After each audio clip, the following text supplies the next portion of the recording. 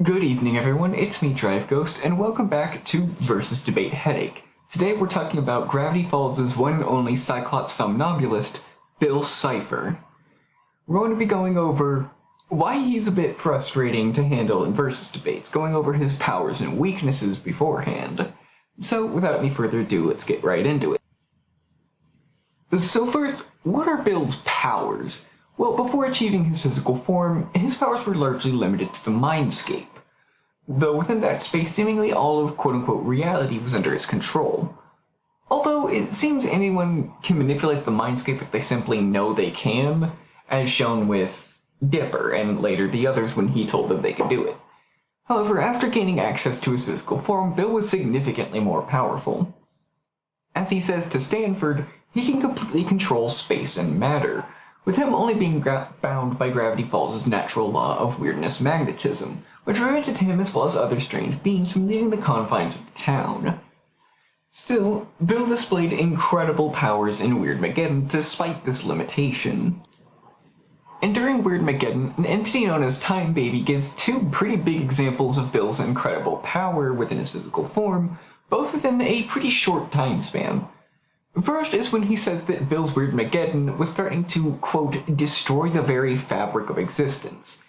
Now this is a little bit vague, and could be interpreted in a few different ways. Believing Weirdmageddon could just destroy the universe is the most basic and understandable interpretation, but given that he specifically uses existence, it's likely much more than that. Now, the Book of Bill confirms Gravity Falls definitively has a multiverse, so he could be referring to that. Or he could mean the potentially thousands of dimensions, as we know that there are thousands, as Stanford explains, potentially even infinite dimensions. Alternatively, Time Baby could mean that he would destroy the very concepts of time, space, and reality by distorting them so drastically. Either way, this puts Weirdmageddon, something that Bill has full control of and completely conjures himself, at least multiversal and potentially scaling to far more complex levels. This is also backed up by Bill repeatedly referring to infinite power as being within his means. And the second feat that Time Baby brings to the table is, ironically, his death. Time Baby is the last member of a race known as Chronogiants, and is practically, for all intents and purposes, the god of time, ruling over all of time. Despite his immense power and potentially being fourth-dimensional due to his heavy relation with time, fourth dimension being heavily linked with time, Bill is able to completely destroy Baby with a single, relatively casual-looking blast. I mean, it doesn't look like he exerted a lot of power to do that attack. After which, as Bill says to Ford when explaining his, quote, multi-dimensional makeover, he gained dominion over time in the place of Time Baby. This pretty much solidifies Bill as having control over all reality, as the nature of Gravity Falls was pretty much the only thing preventing him from controlling the entire dimension, and possibly even beyond that. You can probably already see why Bill is a bit difficult to do versus debates with, but let's go a bit deeper into it. One of the reasons he's pretty tough to debate with is because people sometimes tend to downplay him. This is at least understandable, because on paper he doesn't seem so impressive, struggling against the Mystery Shack robot, getting blinded with spray paint, and being unable to escape Gravity Falls, but all these at least have reasoning behind them and aren't just random things that he can be downplayed with. Gravity Falls, as I mentioned before, has a natural weirdness containing effect. The Mystery Shack has a special barrier made specifically to repel him, and his eye has been shown to just be a weak point that can be easily damaged. Another reason that Bill wasn't really able to show off the true depths of his abilities, with them instead being discussed or alluded to rather than shown. A lot of Bill as a whole wasn't really touched on until the Book of Bill, which I haven't been able to read, but I do intend to when I have the money.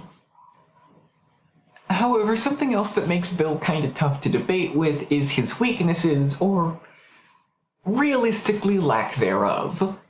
Bill does have definitive weaknesses, two that we know of. First is that he can this isn't really more so a versus debate weakness, rather just a general weakness, but I wanted to bring it up. He can only enter someone's mind if he's made a deal, either with them or someone else, like when Gideon made a deal for him to go into Stanley's mind. So him entering someone else's mind isn't really going to be a factor in a versus debate. He can also be banished using a ritual which will send him back to the Nightmare Realm, though this seemingly involves specific people and prep time, so it really has no place in a versus debate.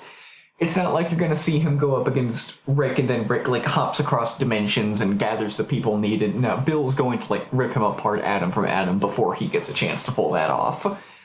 Even in the show, they needed the Mystery Shack robot to be distracting him while they attempted it, and even then it ended up not working in the end just because they messed it up. But the other major weakness, and the one we actually see go through, is someone's mind being erased while he's in it, though, spoiler alert, he was able to survive with the help of the Axolotl, an extra-dimensional entity more powerful than both Time Baby and Bill Cipher.